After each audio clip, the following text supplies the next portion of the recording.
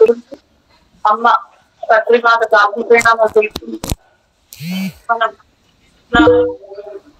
నా జ్ఞానాన్ని ఇచ్చిన గురువులందరికీ, నా తల్లిదండ్రులకు, మన కుటుంబ సభ్యులకు కాకపోయినామని తెలుసుకుంటూ నారాయణంలోని 59వ భాగం తెలుసుకున్నాం. ఉన్నత లోకాలలో ధ్యానం ఒక్కటే ఉంది అని చెప్తున్నారు ఇక్కడ. నీలిమ గుంపెన ఆవిడ అనుభవం చెప్తున్నాడు. ఆమె జర్మనీలో ఉంటుంది. జీవితంలో ఆమె ఏం చెప్తుంది అంటే ఇక్కడ జీవితంలో ఏదో ఒక సమయంలో ప్రతి ఒక్కరూ తమ ప్రియతములను కోల్పోయిన అనుభవం పొందుతారు.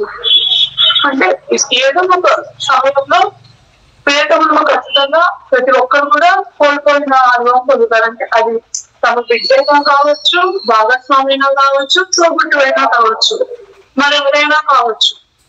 కోల్పోయిన వాళ్ళు ఎవరైనప్పటికీ ఆ ప్రభావం ప్రగాఢంగా బాధగా ఉంటుంది. కోల్పోయిన వారికి బాధగా ఉంటుంది. వారు ఎందుకు అంటే మన జీవితంలో వారు మనకు అలవాటు అయిపోయి ఉంది. వారు లేని ప్రయాణం మనకు శూన్యంగా అనిపిస్తుంది. స్వయంగా మరణానికి మించిన గురువు ఎవరూ లేదు. మనకు మరణానికి మించిన గురువు మనకు ఎవరూ లేదు. ఒక్క చివరి శ్వాసతో ఈ భూమి పైన ఈ జన్మలో మన ప్రియతములు ఇంకెన్నటికీ కనిపించరు. అలా వీళ్ళ తండ్రి గారు 2015లో వీరి తండ్రి గారు శరీరం వదిలిపెట్టుతున్నట్లు ఈమెకు ఒక కళలో కనిపించిందంట. అలా కనిపించడంతో ఈమె ఆధ్యాత్మిక ప్రయాణము బిగినైందంట. ఈమె తక్షణమే ఆ కళలో అట్లా కనిపించినప్పుడు వెంటనే భయపడి భౌతిక శరీరంలోకి వచ్చేసిందంట. వచ్చి ఆయన సరిగ్గా ఉన్నాడో లేదో చూడటం కోసం ఆ పడకగది నుంచి బయటికి వచ్చిందంట. వాళ్ళ ఉన్నాడా లేదా. వీళ్ళ సోదరుడు నాన్నగారిని చూసుకోవడం గమనించి వాళ్ళ అన్న వాళ్ళ నాన్న అంటే ఇక కళలో వాళ్ళ నాన్న శరీరాన్ని కనిపించి భయపడి ఉల్లసిన శరీరం భయపడి లేచి ఆ గదిలో నుంచి బయటికి వచ్చి వాళ్ళ నాన్నగారు ఉన్నారో లేదో చూసుకోలేదంట. అప్పుడు వాళ్ళ అన్న వాళ్ళ నాన్న చూసుకోవడం చూసి వెళ్ళి పడుకుందంట.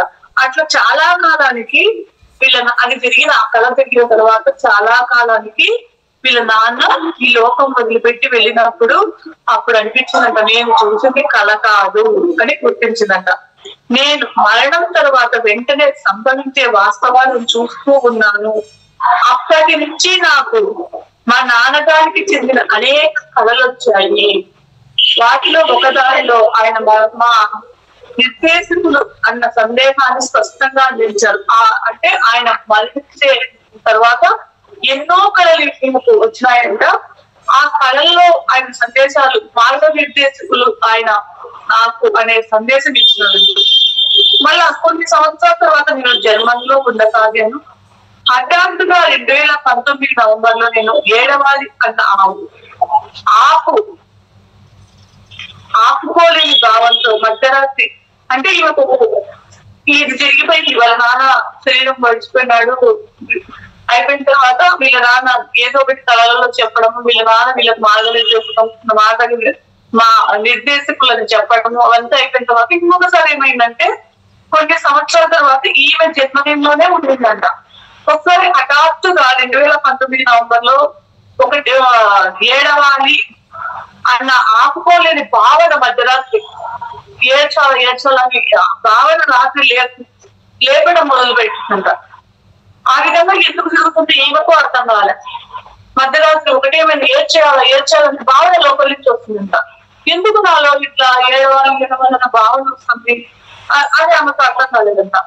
అంతేకాక రోజుకు ఎందుకు నాకు భావం అయిపోతుంది గ్రహించిందంట. అంటే కొన్ని నెలల ముందే డిసెంబర్ లో నేను భారతదేశం రావడానికి ఈ సంఘటన ఈమెకు జరుగుతూ ఉన్నప్పుడు అంటే ఈమె భారమైనప్పుడు ఈమె హృదయం భారమయ్యి కొన్ని నెలల ముందు డిసెంబర్ లో అంటే ఇక్కడ ఏం చెప్తున్నారంటే ఆమెకు 2019వ సంవత్సరంలో ఒక రోజు మధ్యరాత్రి ఆమె అనుకోకుండానే ఆమెకు ఏడవాలని లోపల నుంచి వస్తుందంట భావన. వస్తుందండి. ఎందుకు అర్థం కాలేదండి. ఎందుకు ఇట్లా నా హృదయం అంతా భారం అయిపోతుంది, ఎందుకు ఏడవాలనిపిస్తుంది అనుకుందంట. అంతకు ముందే ఈ సంఘటన జరిగే ముందే కొన్ని నెలల ముందే డిసెంబర్ లో ఈమె భారతదేశం రావడానికి టికెట్లు బుక్ చేసుకుందంట జనవరి నుంచి. అయితే భారతదేశానికి వస్తున్నంత సేపు ఈమె కనిపిస్తుందంట ఏదో సరిగ్గా లేదు అన్న భావన వెంటాడుతుందండి. ఏదో సరిగ్గా లేదు అసలు ఈమెకు అనిపిస్తుందంట. లోపలేమో ఇండియా వస్తుంది కానీ ఈమె లోపల ఏదో సరిగ్గా లేదన్న భావన వస్తుందంట. అసలు మా ఇంటికి రావడం నాకు నిజంగా ఇష్టం లేదా అని కూడా అనుకుందంట. ఆ విధంగా ఈమె భావనలు ఉన్నాయి. ఆ భావనతో ఈమె భారతదేశం చెందిన ఈమె వీళ్ళ అమ్మ నాన్న వదిలతో పాటు వీళ్ళ పెంపు కుక్కలను కూడా విమానాశ్రయంలో చూసిందంట. ఆ భావనలు అలా ఉన్నాయి. కానీ విమానాశ్రయానికి వాళ్ళ వదిన, వాళ్ళ అమ్మ నాన్న, వాళ్ళ అమ్మ వాళ్ళ అన్న వదినలతో పాటు వీళ్ళ పెంపు కుక్కలు కూడా విమానాశ్రయంలో చూసి చాలా ఆనందించిందంట. అయితే అది జరిగినాక ఇంటికి వెళ్ళగానే అది ఈమెకి ఏమనిపిస్తుందంటే ఆ ఇల్లంతా జీవకళ కోల్పోయినట్లు అనిపించిందంట. వీళ్ళ కుటుంబం ఒక నిర్జీవమైన ఇంట్లో జీవిస్తోంది అంతే అనిపించిందంట. అప్పట్లో ఒకసారి నేను మా బంధువులను పిరమిడ్ వ్యాలీని చూడడానికి బెంగళూరు వెళ్ళాను. నేను తిరిగి వచ్చేటప్పుడు వీళ్ళన్నా కనబడటం లేదు అని తెలిసింది. మా వాళ్ళు ఎన్నో ప్రయత్నాలు చేస్తున్నారు కానీ వీళ్ళన్నా కనబడలేదంట. ఈమె బరువెక్కిన గుండెతో ఇల్లు చేరి వీళ్ళ అన్న ఎక్కడ ఉన్నాడు అని కనుగొనాలని మార్గాలు అనేకం వెతకసాగిందంట. ఆ రాత్రి పెంపుడు కుక్కతో పాటు పడుకుందంట. అలా వెతుకుతూ ఆలోచనలతోనే పడుకుంది. హఠాత్తుగా వాటిలో ఒకటి ఆ కుక్క పెంపుడు కుక్క కారణం లేకుండానే అలసాగిందంట. దాని తోకను గబగబా అటు ఇటు ఊపసాగిందంట. అంటే ఆ కుక్క వాళ్ళన్న వచ్చిన ప్రతిసారి అట్లనే ఊపేదంట. ఆ క్షణంలో అప్పుడు ఈమెకి ఏమనిపించిందంటే ఇక వీళ్ళన్న ఈ లోకంలో లేదని ఆమె గుర్తించిందంట. అయినప్పటికీ ఆ రాత్రంతా మేలుకొని ఆయన బతికి ఉండాలి అని కోరుకుందంట. మళ్ళీ ఒకసారి ఈమెలో ఏమి భావాలు వస్తున్నాయంటే ఒక్క క్షణం ప్రశాంతంగా మరుక్షణం టెన్షన్ ఉందంట. మర్నాడు ఆయన శరీరం లభించింది అంట. దహన కార్యక్రమాలు తెప్పించారంట. ఆ శ్మశాన ప్రదేశం అంతా బాధతో నిండిపోయిందంట. మా కుటుంబ సభ్యులు విచారం ఆయన ఉన్నత లోకాలకు అంటే జ్ఞానం తెలియని వాళ్ళకు బంధంలో ఇరుక్కొని వాళ్ళు ఏడుస్తూ ఉంటారు కదా, వాళ్ళన్న చనిపోయినాడు. ఈమె ఏమనుకుంటుందంటే వీళ్ళ అన్న నువ్వు ఉన్నత తలాలకు వెళ్ళడంలో వీళ్ళు అడ్డుపడతారేమని భావించి నేను మా అన్నగారితో మాట్లాడాలి అని అనుకుందంట. ప్రేమతో నేను ఆయన ఆత్మతో మాట్లాడాలి అని ఇక్కడ అనుకుంటూ ఆత్మతో సమాచారం మాట్లాడుతూ అంటే ఇట్లా కళలోనే అనుకుంది.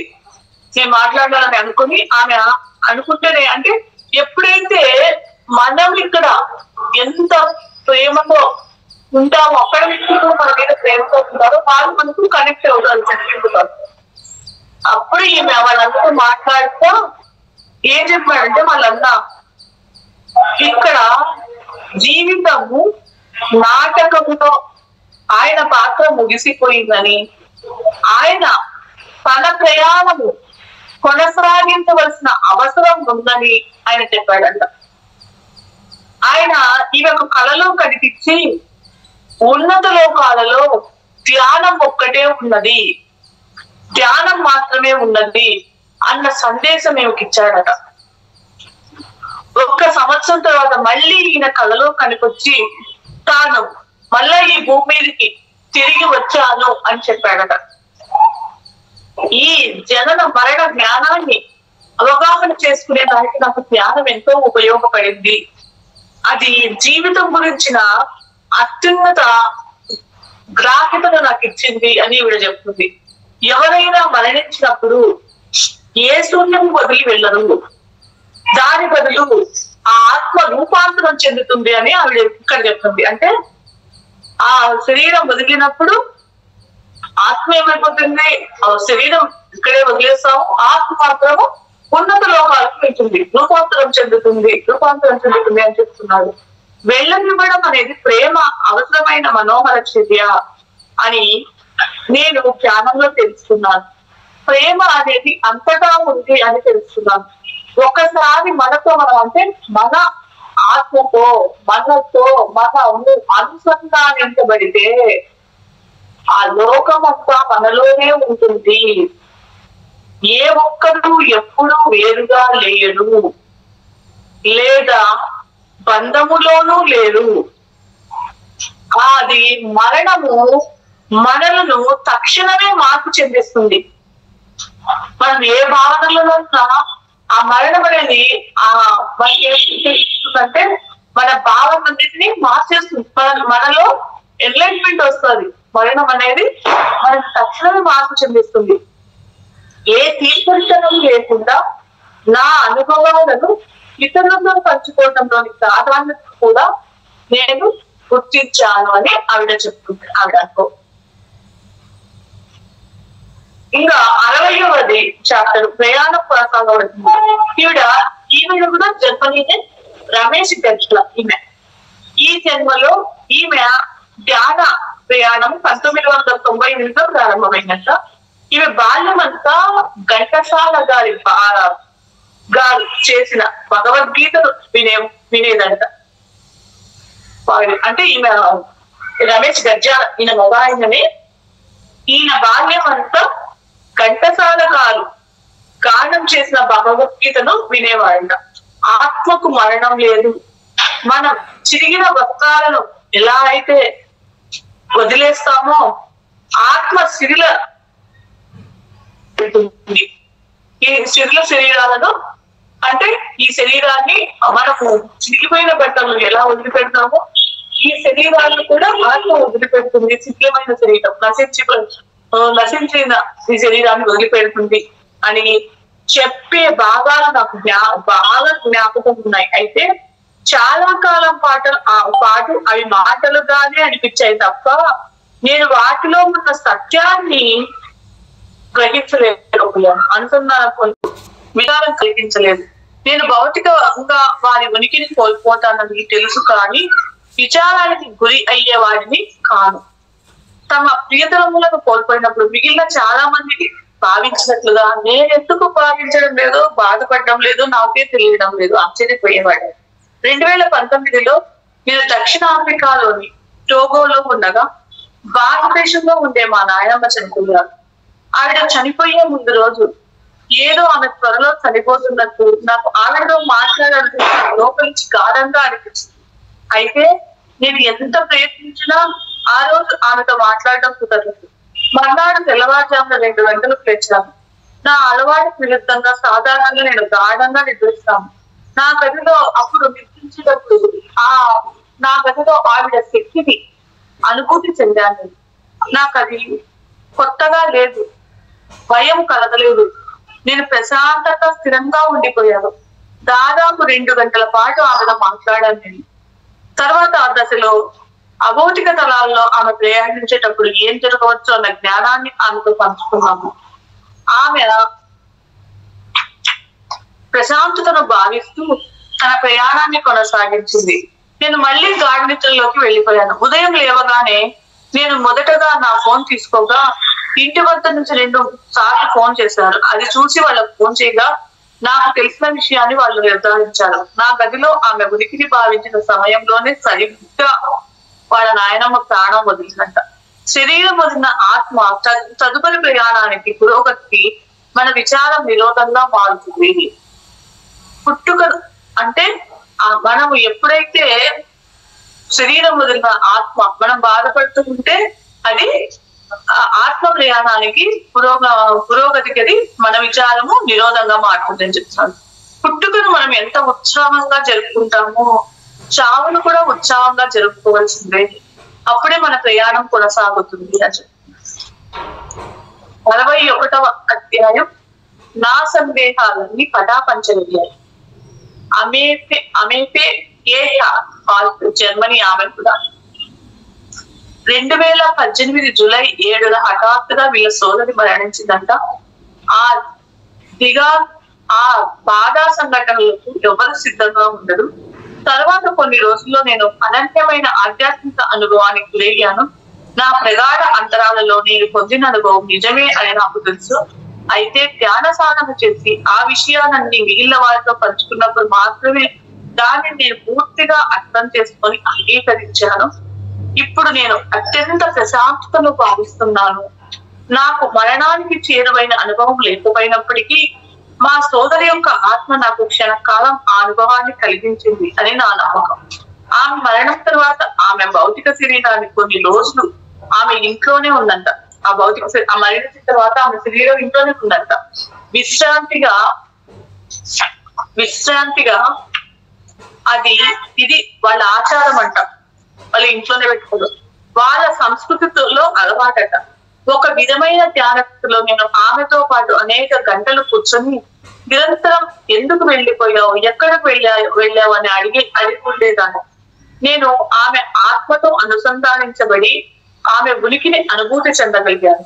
మా సమాచారం మౌలికం కాదు. ఆమె తాను ఎక్కడ ఉందో నాకు చూపించింది. ఆమె చూపించిన దానిని మాటల్లో వర్ణించడం కష్టమైన అక్కడ కేవలం నిర్మలమైన ప్రేమ, ఉల్లాసం, అద్భుత కాంతి మాత్రమే ఉన్నాయి. తాను మంచి చోట ఉన్నానని, జాగ్రత్తగా చూసుకోబడుతున్నాను కనుక నువ్వు బాధపడవద్దని నాకు చెప్పింది. ఇప్పుడు అది ఖచ్చితంగా నిజమేనని భావిస్తున్నాను. అంతేకాదు ఆమె నేను పసిబిడ్డగా ఉన్నప్పుడే మరణించిన మా తండ్రి గారి వలనే ఇతర ఆత్మలను తిరిగి కలుసుకుందని నిర్ధారించుకున్నాను. అంటే అక్కడికి వెళ్ళిన తర్వాత అక్కడ మన చనిపోయిన ఆత్మలను మనము కలుసుకుంటాం అని ఈయన తెలుసుకున్నాడు. మా సోదరి చాలా కరుణామూర్తి. అంతకుముందు చనిపోయిన మా కుటుంబ సభ్యుల లోటును ఆమె ప్రగాఢంగా అనుభవించింది. ఇప్పుడు నేను ఆమె పైన స్వర్గంలో వాళ్ళందరితో పెద్ద ఉత్సవం జరుపుకుంటూ ఎంతో ఆనందంతో నవ్విస్తూ ఇక్కడ భూమిలాగే మీదే ఉన్నట్టు చూశాడంట. అంటే అక్కడ మనం ఇక్కడ మన బంధువులతో ఎలా ఉంటామో పైలోకాలలో కూడా మన బంధువులతో ఉత్సవాలు జరుపుకుంటామంట. ఆనందంతో నవ్వుకుంటూ ఉత్సవాలు జరుపుకుండడము ఈయన చూసినాడు. ఆమె మరణించిన రోజులు వారాలు గడిచే కొద్దీ ఆమె నేను మరింత సంకీర్తంగా భావించాను. తాను చక్కగా ఉన్నానని తెలియజేసే సంకేతాలు ఎన్నిటినో నాకు అందించింది. అంటే మరణించినాక వారాలు రోజులు గడిచే కొద్దీ ఇంకా ఆమె దగ్గరైనట్టు భావించాడంట. ఆమె అక్కడ నేను బాగున్నాను అని, చక్కగా ఉన్నానని ఎన్నో ఈమెకు చెప్పిందంట. ఇక ఆమెను వెళ్ళనిచ్చే సమయం వచ్చింది. ఆమె జీవించిన కొంతకాలంలోనే ఎంతో సాధించిందని నేను గ్రహించాను. నిరంతరం ఇతరులకు ఇస్తూ సహాయం చేస్తూ ఉండేదంట. దేవదూతలు ఇప్పుడు ఆమె సంరక్షించుతున్నారు అనడంలో సందేహం లేదు. మనము ఇక్కడ ఎన్నాళ్ళు బతికినామన్నది కాదు ముఖ్యం, ఎట్లా బతికినాం అనేది ముఖ్యం. అదే చెప్తున్నాడు ఇక్కడ. మా అక్క, మా చెల్లెలు, వీళ్ళ సోదరి చెల్లెలైనా అక్క ఎవరైనా కావచ్చు, బతికి ఉన్నప్పుడు కొద్ది రోజులైనా ఎంతో కరుణామూర్తి, ఎంతో మందికి సహాయం చేసింది, ఇతరులకు ఇస్తూ సహాయం చేస్తూ ఉండేది. అందుకు ఈమెను దేవదూతలు ఆమెను సంరక్షిస్తున్నారనడంలో ఏ సందేహం లేదని చెప్తున్నారు. మరణాన్ని ఇంత సన్నిహితంగా చూడడం నాకు ఎంతో నేర్పింది. అన్నిటికంటే అంటే ముఖ్యంగా ప్రతిదీ ఇక్కడ అంటే మరణం అక్కడ మనకి వీలేదు నేర్పుతారు. ఇక్కడ ఏం చెప్తున్నాడంటే మరణం ఇంత సన్నిహితంగా చూడడం అన్నది నాకు ఎంతో నేర్పింది. అన్నిటికంటే ముఖ్యంగా ప్రతిదీ తాత్కాలికమే, ఇవన్నీ తాత్కాలికమే అని నేను తెలుసుకున్నాను. ఇప్పుడు ఇక్కడే మనం పెద్దాన్ని ఆస్వాదిస్తూ ప్రతి వారిని అభినందిస్తూ జీవించాలి అని నాకు అర్థమైంది. ముఖ్యంగా జన్మించడానికి ముందే మనం ప్రణాళిక వేసుకుంటాము. అంటే మనము ఇక్కడ భూమి మీద జన్మించడానికి ముందే ప్రణాళిక వేసుకుంటామన్న విషయం నాకు కళ్ళు తెరిపించింది. అంతేకాక అది నన్ను మరింత ఎరుకపరిచింది. ఎరుక కలిగిన తల్లిగా, వ్యక్తిగా మారడానికి దోహదం చేసింది. ఇక్కడ మనం మరింత ఉన్నత లక్ష్యంతో ఉన్నామని, అప్పుడప్పుడు జీవితం చాలా క్లిష్టంగా కనిపించినా దానికి కూడా కారణం ఉంటుందని నేను అర్థం చేసుకున్నాను. అంటే భూమి మీద మనం ఇక్కడ ఎంతో ఉన్నత లక్ష్యంతో ఉన్నాము. అప్పుడప్పుడు మనకు జీవితం అనేది భారంగా అనిపించిన దానికి ఒక కారణం ఉంటది అనేది అర్థమైంది అని చెప్తున్నాడు. అర్థమైందిగా అప్పు అని చెప్తున్నాడు.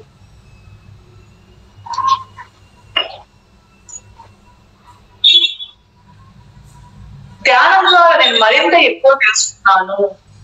చివరిగా ఎలిజబెత్ క్లూబర్ రాస్ గారి ప్రేమపూర్వక సందేశంతో ముగిస్తాను. మనకు తెలిసిన వారిలో అత్యంత సౌందర్యవంతుల మనుషులు ఓటమి తెలిసిన వారు, ఇబ్బందులు పడిన వారు, క్లిష్ట పరిస్థితుల్లో జీవించిన వారు, నష్టపోయిన వారు, ఈ పడగాల నుంచి బయటపడే మార్గం కనుక్కున్న వారు, ఈ వ్యక్తులకు ఒక అభినందన, ఒక సున్నితత్వం, వారి మృదుత్వాలతో నింపే జీవిత అవగాహనలతో గాఢ ప్రేమ స్పందన ఉంటుంది. ఈ సౌందర్యవంత వ్యక్తులు ఊరికే సంభవించరు.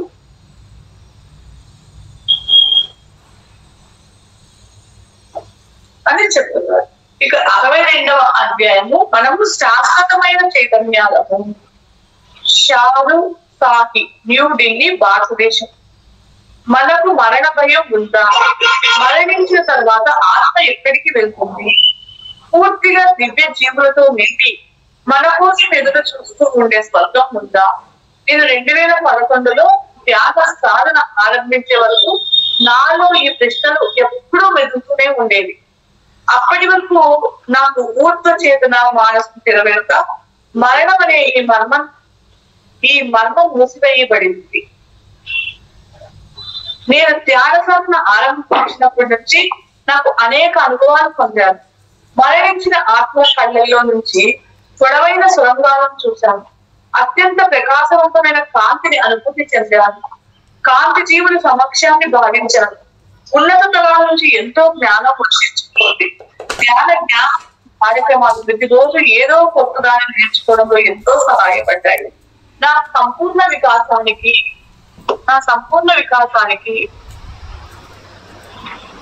దోహదం చేశాయి. సజ్జన సాంగత్యం ద్వారా నేర్చుకోవడం, బోధించడం మరి అభినందించడం నాకు ఏకకాలంలో సంభవించింది. మిగిలిన మాస్టర్స్ అనుభవాలు వినడం ద్వారా నా ఎరుకను నేను మరింత పెంచుకున్నాను. అది ఆధ్యాత్మిక అవగాహనకు మరో ద్వారం తెరిచింది. మనం మనకంటే పెద్దదైన మరో దానితో, అంటే మన ఆత్మ, మన దివ్యత్వం, మన విస్తృతత్వం, మన శాశ్వతత్వంతో అనుసంధించబడవలసిన అవసరం ఉంది.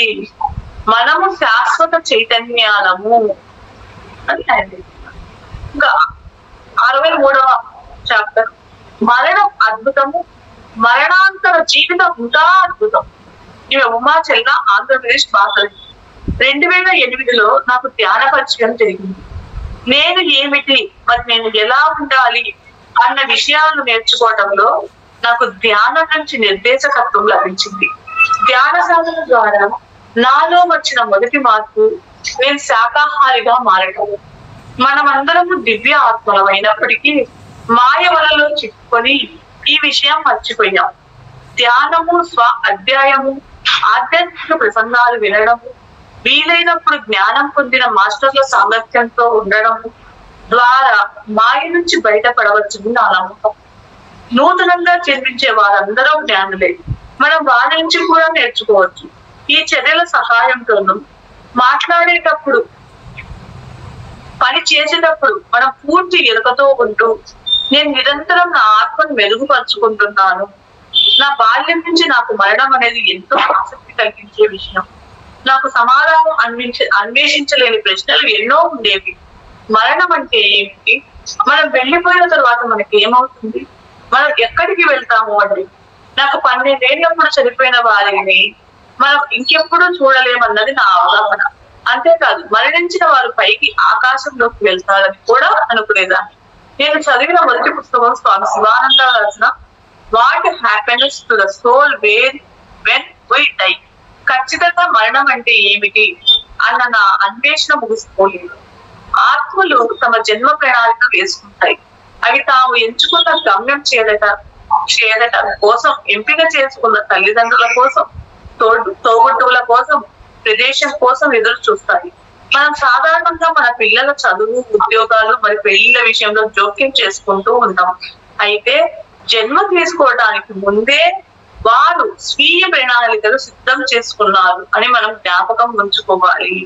వారికి సరైన మార్గం చూపటం మంచిదే, కానీ జోక్యం చేసుకోకపోవడం నేర్చుకున్నాను.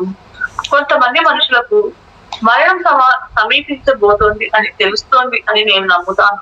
అంతేకాదు, మనుషులు శరీరం నుంచి బయటికి వచ్చిన తర్వాత వారు కాంతిగా మారి కేవలం ఆలోచనలతోనే ప్రయాణిస్తారు అని కూడా నేను నమ్ముతాను. మా సోదరుడు ప్రమాదానికి గురైనప్పుడు అతని మెదడు మరణించింది అని వైద్యులు నిర్ధారించారు. ఆ ప్రమాదం జరగడానికి కొన్ని రోజుల ముందే ఆయన నాతో జనవరి 7వ తేదీన ఎక్కడికో వెళ్ళవలసి ఉంది, అయితే అది ఎక్కడికో తనకు గుర్తు లేదు అని చెప్పాడు. ప్రమాదం జనవరి 2న జరిగింది. ఆయన జనవరి 6న చనిపోయినాడు. దహన సంస్కారాలు 7న జరిగాయి. అప్పుడు మా అమ్మగారు ఆయన నుంచి చాలా దూరంలో వేరే రాష్ట్రంలో ఉన్నారు. ఆ ప్రమాదం జరిగిన రోజున ఆవిడ ఒక మూరేడు వేళ్లతో నుంచి మోచెయ్యి వరకు, మూరేడు వేళ్లలో నుంచి మోచెయ్యి వరకు పొడవు ఉండి తోకతో 2 మెరిసే కళ్ళు కలిగిన ఒక చిన్న జీవిని చూశారు. కిటికీలు కూడా మూసి ఉన్న ఆమె గదిలోకి ఆ జీవి వచ్చి ఆమె ముందు ఆ జీవి మోకరించింది. మోకాళ్ళ నుంచి కింద వరకు ఆమె కాళ్ళు బరువెక్కాయి. ఆమె ఆశ్చర్యపోయింది, భయపడింది. కుమారుడికి ప్రమాదం గురించి ఆమెకు ఏమీ తెలియదు. ఆమెకు మరణ వార్త తెలిసిన తర్వాత తన కుమారుని ఆత్మ తన దగ్గరికి వచ్చిందని ఆమె గ్రహించింది. ఒకసారి మా పిన్ని తీవ్రమైన రక్తస్రావం వల్ల స్పృహ కోల్పోయింది. వైద్యులు ఆమె పరీక్షించడానికి వచ్చేలోపు ఆమె తాను శరీరం నుంచి బయటికి రావడానికి తనకు తెలియని ఎంతో మందితో పాటు తాను కూడా వరుసలో నిలబడి ఉండటాన్ని చూసింది. వారి ముఖాలు కప్పి ఉన్నాయి, నెమ్మదిగా కదులుతున్నారు. ఆమె ఒక పెద్ద సింహాసనాన్ని చేరింది. దానిపై శ్రీ వెంకటేశ్వర స్వామి కూర్చుని ఉన్నారు. పక్కనే మరొక వ్యక్తి నిలబడి ఒక పెద్ద పుస్తకం నుంచి ఏదో చదువుతూ స్వామికి చెప్తున్నారు. వెంటనే స్వామి తన 2 చేతులను మా పిన్ని ఛాతిపై ఉంచి ఆమె సమయం ఇంకా రాలేదని చెప్పి ఆమెను తోశారు. ఆత్మ తక్షణమే కేవలం ఆలోచనతో ఎంత దూరమైనా ప్రయాణించగలదు అని నేను అర్థం చేసుకున్నాను. అదే విధంగా మనం కూడా కళ్ళు మూసుకొని ఒకే ఒక ఆలోచనతో ఎప్పుడైనా ఎక్కడికైనా ప్రయాణించడం. ఆత్మ ఆధ్యాత్మికంగా చేయగలిగిన దాన్ని మనం భౌతికంగా చేయగలం. నేను అపరాధ భావాన్ని అధిగమించడం కూడా నేర్చుకున్నాను. ఈ మధ్య బెంగళూరులో పనిచేస్తున్న మా కోడలు కోవిడ్ కు గురై తన తల్లిని చూడాలని నిశ్చయించుకుంది. ఆమె కోవిడ్ రోగి దగ్గరకు వెళ్ళడం నాకు ఇష్టం లేదు. అది ఎంతటి అంటువ్యాధి తెలిసిందే కదా. ఆమె ఆ మాట చెప్పడానికి నేను ఎంతో సిగ్గుపడ్డాను. నేను ఆలోచనకు గురయ్యాను. ఆమె తన తల్లిని చూడాలనుకోవటాన్ని నేను కాదనలేను, అవునలేను. ఈ సంక్షిప్త నుంచి బయటపడటంతో నాకు నా పిల్లలు ఎంతో తోడ్పడ్డారు. నా కోడలికి అది ఎంతటి సున్నితమైన సమస్య వాళ్ళు నాకు వివరించారు. దాంతో నేను ఆమెను వద్దని చెప్పడానికి బదులు మా కుటుంబం సురక్షితంగా ఉండడానికి అవసరమైన జాగ్రత్తలన్నీ తీసుకున్నాను. మన మరణ సమయంలో మనల్ని స్వాగతించడానికి మన ప్రియతముల ఆత్మలు వస్తాయని తెలుసుకోవడం నాకు ఎంతో ఆనందాన్ని ఇచ్చింది.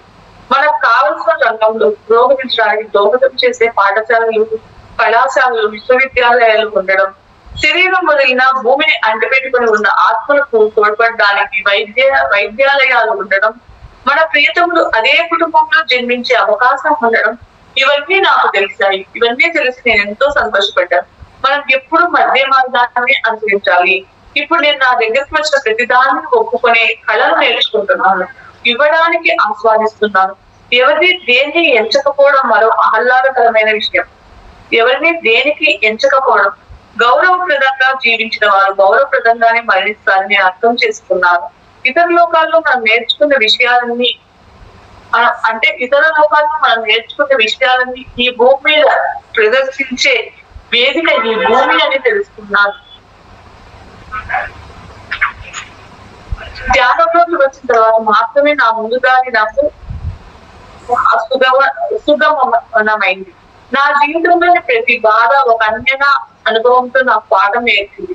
ప్రతి రోజు ప్రతి సంఘటన ప్రతి ఒక ఉద్వేగము నా జీవితాన్ని పరిపూర్ణంగా మలుచుకోవడంలో తోడ్పడుతున్నాయి. ప్రతిదీ ఒక కారణంతోనే సంభవిస్తుంది. బాధ అయినా ఆనందమైన వెళ్ళిపోతుంది కూడా. సహనంతో ఉండడం మనం సాధన చేయాలి. అంటే సహనమే సుగుణాల కిరీటం పొందారు. మరణం పట్ల అవగాహన క్షణ ఆనందంగా జీవించడానికి తోడ్పడుతోంది, దోహదం చేస్తోంది. మనము మరణించిన తర్వాత మరొక శరీరం ధరించి మన కర్మలన్నీ తీరే వరకు భూమి పైన నిలిచి ఉంటామని నేను భావించేవాడిని. ఈ క్రమంలో మనం మనల్ని ఆత్మని అర్థం చేసుకుంటాం. పరమాత్మతో ఐక్యం అవడం మన లక్ష్యం. ధ్యానము జ్ఞాన తరగతుల తర్వాత ఇప్పుడు నాకు వివిధ ఆధ్యాత్మిక సత్యాల పట్ల గాఢ అవగాహన ఏర్పడింది. మన ఆత్మల శాశ్వత గృహమైన ఊర్ధ్వ లోకాలు గురించి నాకు ఇప్పుడు తెలుసుకున్నాను. మన శరీరం వదిలిన తర్వాత అక్కడికి వెళ్ళి మళ్ళీ కొంతకాలం తిరిగి వస్తామని, మళ్ళీ వచ్చినప్పుడు ఈ భూమి మీదకైనా వస్తాము లేదా భూమి వంటి మరో గ్రహానికైనా వెళ్తాము. మన తదుపరి జన్మల కోసం మన ఆత్మలు ఒక ప్రత్యేక ప్రణాళికలు రూపొందించుకుంటాయి.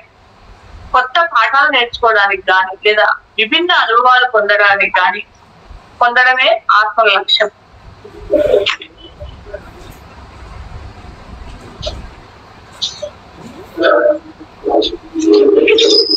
ఇదంతా తెలుసుకున్న తర్వాత ఇప్పుడు నేను ప్రతి క్షణం ఆనందంగా జీవిస్తున్నాను. కష్ట పరిస్థితులలో కూడా విచారపడడానికి బదులు దానిలో ఇమిడి ఉన్న పాఠం కోసం వెతుకుతున్నాను. ఆ విధంగా నేను రోజు రోజుకు ఎదుగుతున్నాను. ఇక 65వ చాప్టర్ ఆత్మకు మరణం లేదు.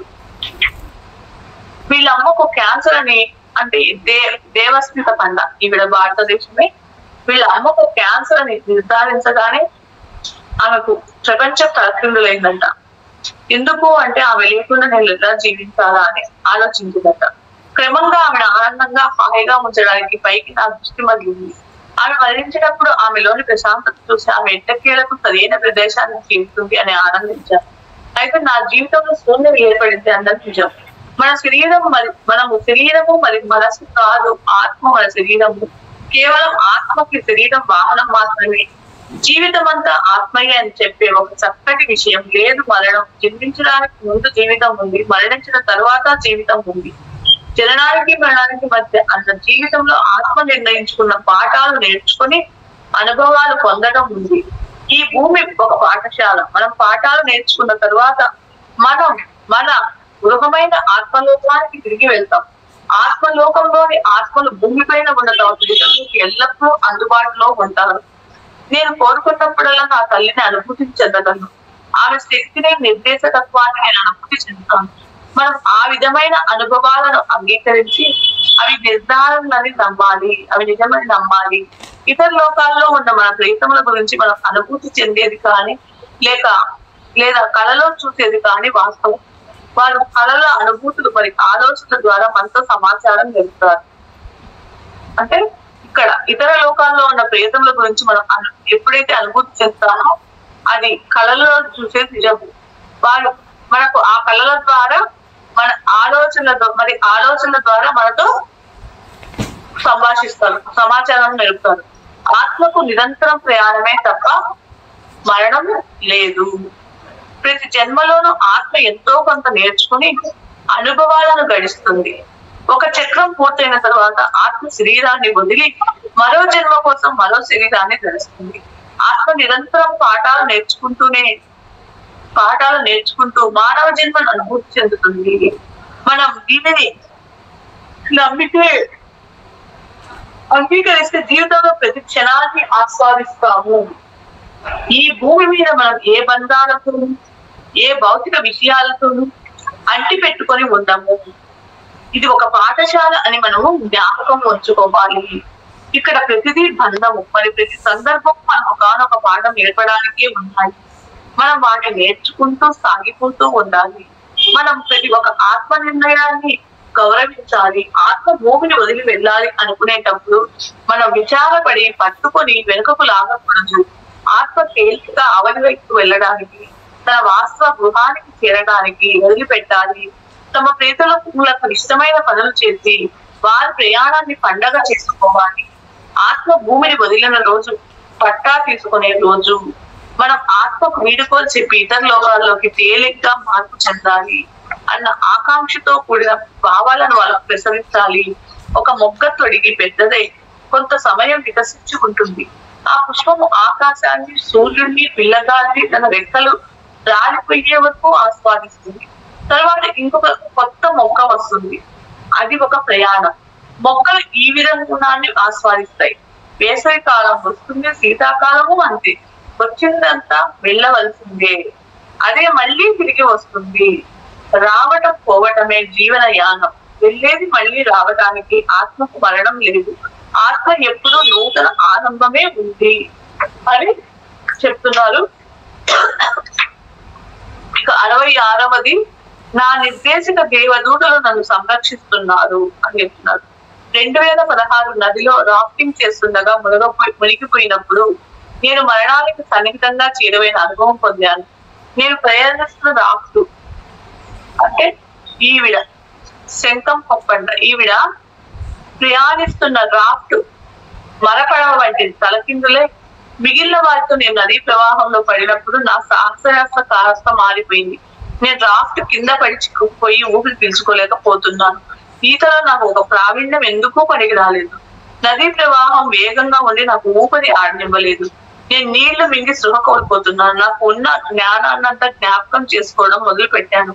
అప్పుడు నాకు నేను జీవితాన్ని ఆనందంగా జీవించాను అన్న ఆలోచన నాకు వచ్చింది. నా జీవితం అంతా నాకు నిర్దేశకత్వం ఇచ్చిన పత్రికకి అందరికీ మరికొంత కృతజ్ఞతలు తెలపసాగాను.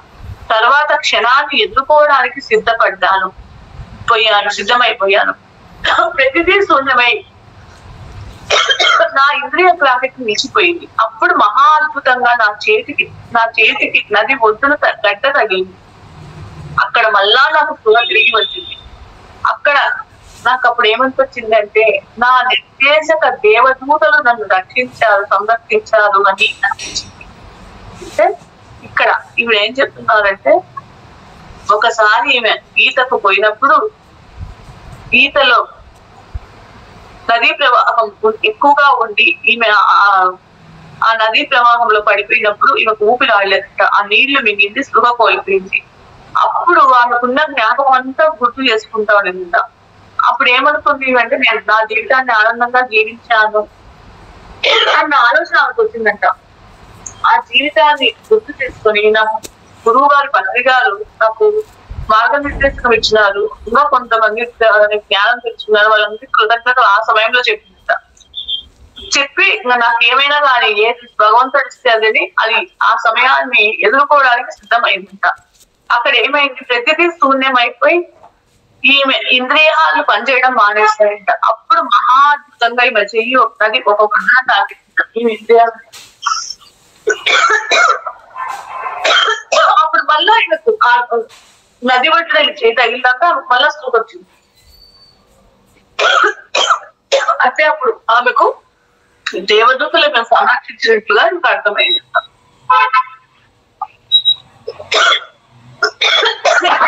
ధ్యానము, మరణానంతర జీవితం గురించి పుస్తకాలు చదవడం ఈమె వ్యక్తిగత అనుభవాలు ఈమె జీవితం కొనసాగించేటట్లు చేసేది. మన ప్రియతములు మనల్ని వదిలి వెళ్ళేటప్పుడు మన కళలలో సందేశాలు పంపుతారు. వారు మరణించిన తర్వాత కూడా మనతో సమాచారం జరుపుతారు. మనం ఆ సంభావ్యతలకు సిద్ధమై ఉండాలి. వారు వెళ్తున్నందుకు విచారపడకుండా వారి ముందున్న ప్రయాణానికి దోహదం చేసే శక్తివంతమైన ఆలోచనలను ప్రేమ ప్రసరింప చేయడమే మనం వారి కోసం చేయగల అత్యున్నత చర్య అని చెప్తున్నారు. 67వ అధ్యాయము పునర్జన్మ లేక అట్లా విశ్వసించేదాన్ని అనే దాని గురించి రేపు తెలుసుకుందాం. Thank you madam. Swapna madam. Thank you madam. Thank you so much madam.